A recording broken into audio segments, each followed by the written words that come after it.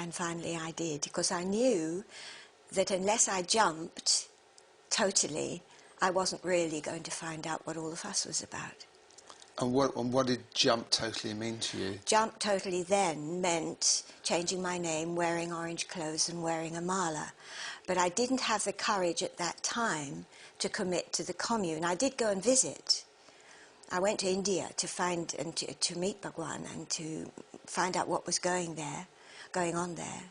And came back, and then... And when you say what was going on there, what did you find and how did you feel about it? Well, it was just more of what I was looking for. More and more and more of people living in a community where there were no barriers, apparently. And it was exciting and frightening and confronting and very beautiful. And I also began to see, that was really where I started to see and understand the pleasure as well as the benefits of meditation. Yeah. Okay, so you say the pleasure as well as the benefits Absolutely. of meditation, yeah. So you began to enjoy meditation. Yes, yes. I was very suspicious of it to begin with.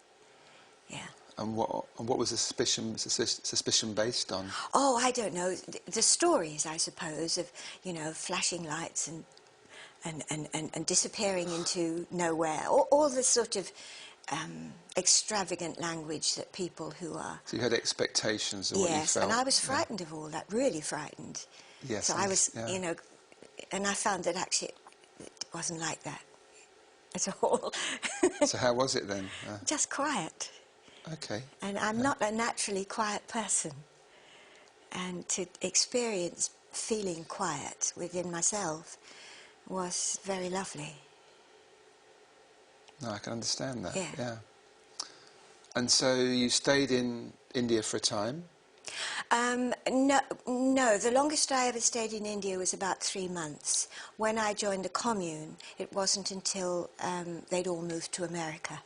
Okay, so what does joining a commune actually mean in terms of practicalities? What did you have to do to join the commune? Okay, well, I'll tell you what I chose to do. Whether I had to or not is a moot point that I still don't have the answer for. But I chose to sell my flat in London and take my youngest son, who was the only one left living at home at that time, and we went to Vermont in America,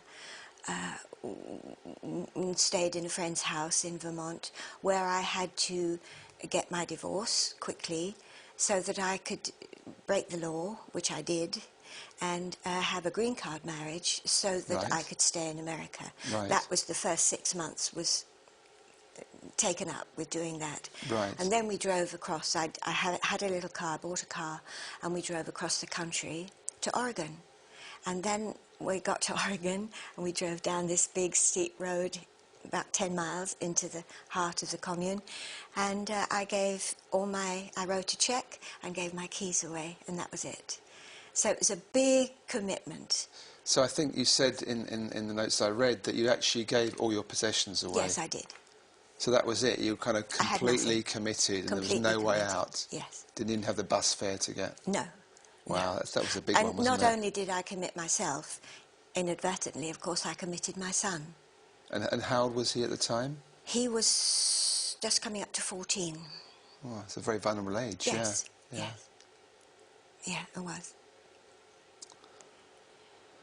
And how was it in the commune? Tell me a bit about it. It was amazing. It was like everything else in my life, ups and downs, big ones. But I loved it. I loved it a lot.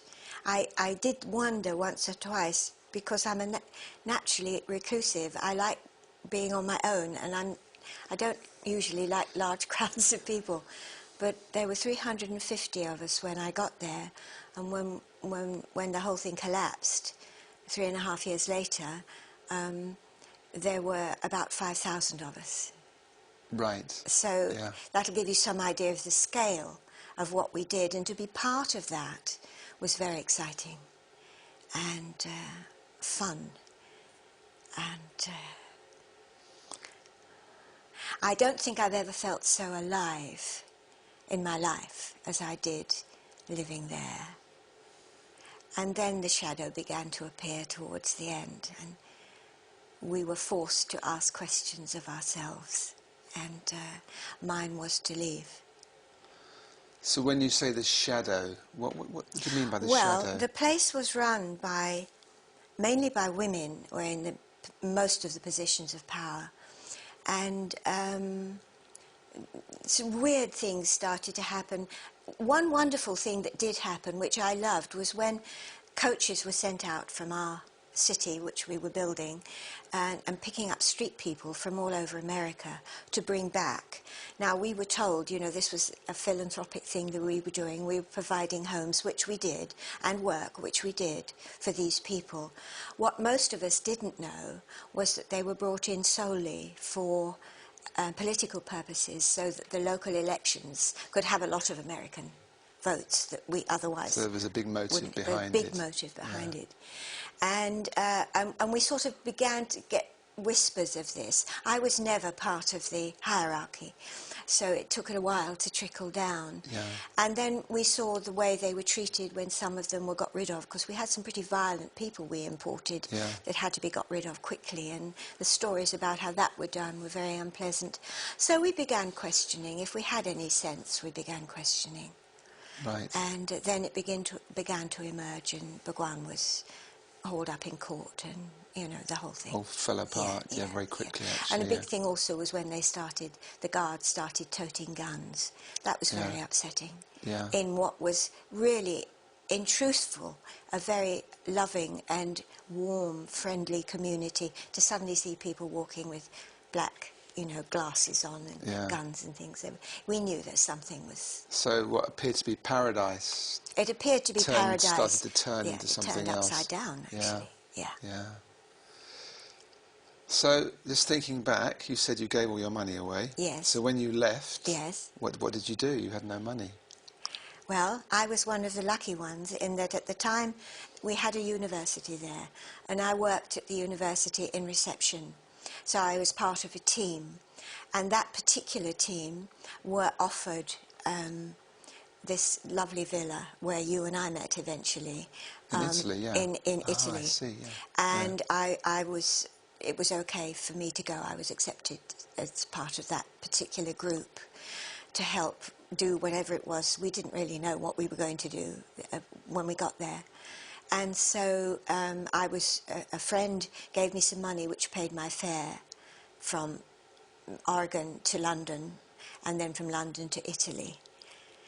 Because so I'd given given my last $25 to my son, who wanted to stay in America. Gosh. Yeah. So you had no money, but it worked out. No, but it worked out. Yeah.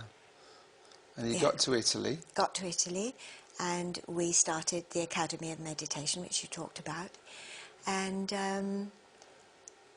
it was more of the same, actually, but on a very small scale.